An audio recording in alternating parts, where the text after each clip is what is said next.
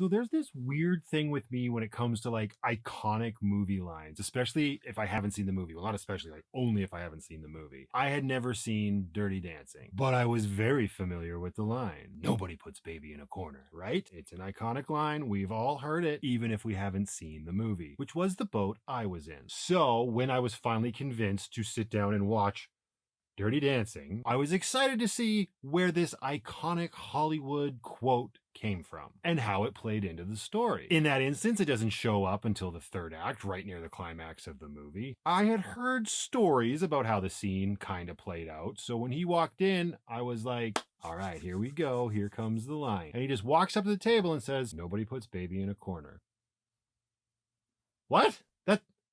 That's it. Really? I was quite surprised that it didn't have more impact. It was so nonchalant and caught me completely off guard that I started to wonder why it became such an iconic line. And then I realized it was all in my head. I was the one who had built the line up to be something it wasn't. I can't possibly be the only person that does this. I mentioned the Dirty Dancing line because it kind of happened again when I watched this movie. Again, a movie I hadn't seen until very recently, but I was very familiar with the line. Whether it's from other people that have said it to you that have seen the movie, or it's on a clip segment during an awards show, I'm pretty sure most of us have heard the line, "Mrs. Robinson, you're trying to seduce me." And in this case, it's not the delivery, but it's when it happened. Again, in my head, I thought, oh, it's such an iconic line. It's going to be during a climactic point of the movie. No, it happens in like the first 5 minutes. And again, it caught me off guard and I'm like, really? And it's so nonchalant in the movie. It's just become huge in pop culture ever since it was spoken. None of this means anything. This is just what happens in my head. Okay, let's talk about The Graduate.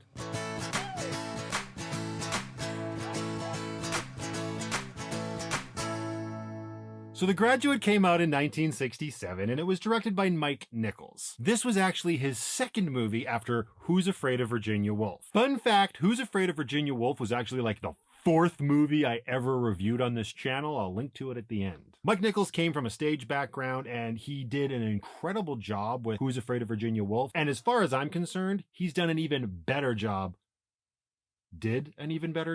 with The Graduate. Who's Afraid of Virginia Woolf, while a good movie, does feel very much like a stage play, which makes sense for somebody who came from a stage background. The Graduate is a firm departure from something that felt like a stage play, at least for me, and it felt like a more traditional movie style. Before we get into like what I liked, what I didn't like, and my thoughts about this movie, the basic gist, if you haven't seen it, although I don't know why you're watching a retro review of a movie that came out in 1967 if you haven't seen it, it's basically a coming of age story and sort of the loss of innocence in a weird way. Dustin Hoffman, who was relatively unknown at the time, plays Ben, a gentleman who's just graduated from college and has his entire future ahead of him, and that is basically scaring the shit out of him. He ends up entangled with Mrs. Robinson, who Anne Bancroft plays. Mrs. Robinson is a family friend, and Dustin Hoffman has known her his entire life. And yes, that line that happens in the first 5 minutes leads to them having a sordid affair.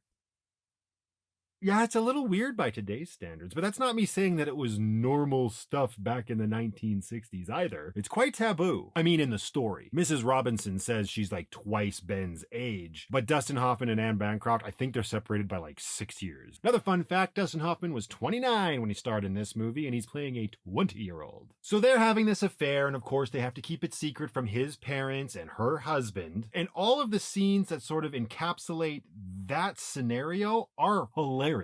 I didn't know that this movie was such a comedy. I mean, it's also labeled as a romantic comedy, and actually that I think is a huge disservice for what this movie really is. But still, it's got some hilarious moments that still made me laugh out loud today. And most of that comes down to Dustin Hoffman's delivery. It kind of feels like he was getting the groundwork laid for what would later come for his portrayal in Rain Man, because all of his comedy in this movie, I shouldn't say all of his comedy, but all of his delivery is deadpan. All that deadpan with perfect timing works out very well. So okay, I won't spoil where the rest of the movie goes, but ultimately the awkwardness comes down to the fact that since Mrs. Robinson and her husband are such good family friends of Dustin Hoffman and his parents, Mr. Robinson and Ben's parents want to set Ben up with their daughter. Awkward. So this whole awkward situation between Ben and Mrs. Robinson, and then ultimately Mrs. Robinson's daughter, is the core of the story, but there is a lot more going on between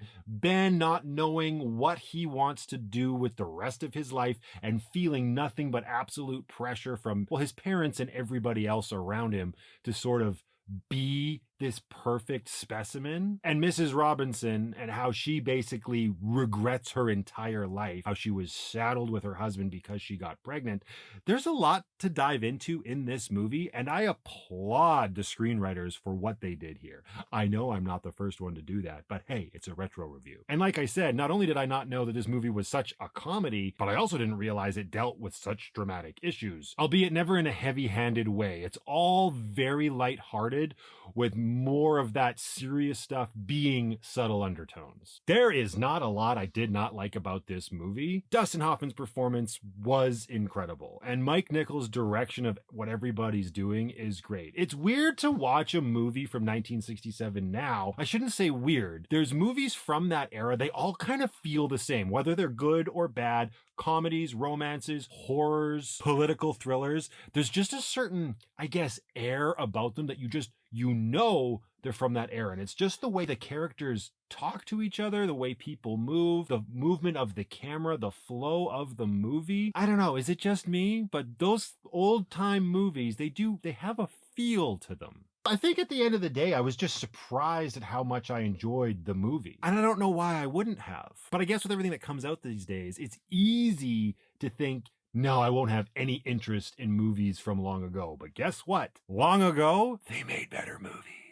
I want to talk about that whole, there's subtle undertones and stuff going on in this movie. Now, it might be way off base here, but there's this one scene when they're just kicking off their affair. Nothing's happened yet, and they're meeting for the first time, and Ben goes to the hotel. Number one, the entire scene is brilliant. His awkwardness and not knowing what to do in this adult situation, cinema gold. But at the beginning of the scene, before he enters the hotel, Ben gets caught holding the door open for a whole bunch of people as they're coming out, and then some people as they're going in. Now, the people that are coming out, that goes on for a lot longer, and every single one of those people are senior citizens that were there for some function, and they're all leaving.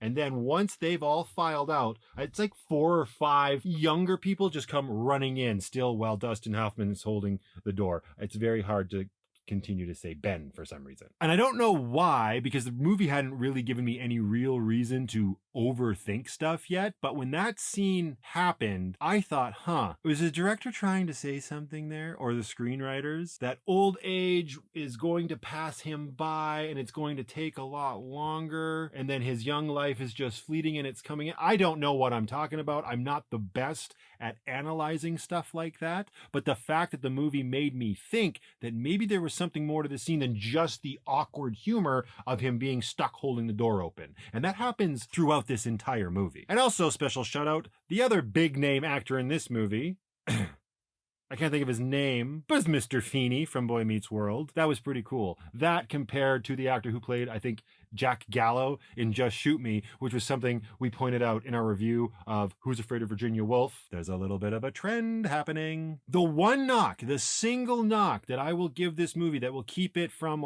perfection for me is that spoilers if you haven't seen The Graduate. But when the movie transitions from Ben having a relationship with Mrs. Robinson to having a relationship with her daughter, I felt like that was too quick. The drastic change in Ben's character, and I know you could argue that he has no idea what he wants, and he finally sees promise or love or something genuine in a woman that is much closer in age to him. Fine. But still, while I was watching the movie, that transition from relationship to relationship and how much the new relationship all of a sudden meant to him and drove the rest of the movie, I don't know how you would have done it, but I felt like it could have been handled a lot better to at least make me believe it a little bit more. But even that being said, by the time we get to that, again, iconic scene, at the very end of the movie, which if you haven't seen The Graduate, you've probably at least seen this scene clipped somewhere. And it's Ben and Mrs. Robinson's daughter on the bus as they're driving off into the sunset. It's not actually driving off into the sunset.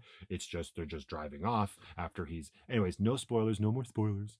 But anyways, they've done something at that point, and now they're basically running away together. And that shot, I kid you not, if you watch closely and you just watch their expressions drop and the reality of what they've done has just sunk in, I don't know if I want to say I don't know if it's the actors or the director or a combination of both. Probably a combination of both. Brilliant scene. Like, just so well done. Anyway, if you haven't seen The Graduate for whatever reason, I can't be the only one. You should go watch it. I watched it on Netflix, I believe. It's just there. Check it out. And if you haven't seen it in a while, check it out again. It's totally worth it. I'm going to give The Graduate a retro review score of 9 out of 10. The only thing that kept it from like that perfect 10 out of 10 was just my issue with the transition from relationship to relationship.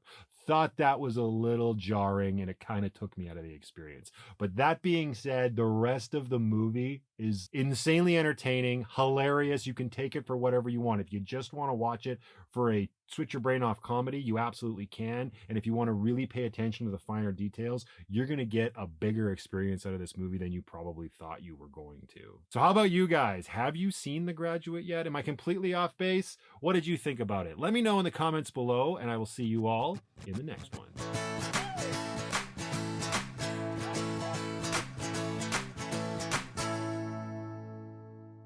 Fun fact. Hang on. Fun fact, Who's Afraid of Virginia Woolf was actually like the 4th movie I ever reviewed on this channel. I'll link to it at the end.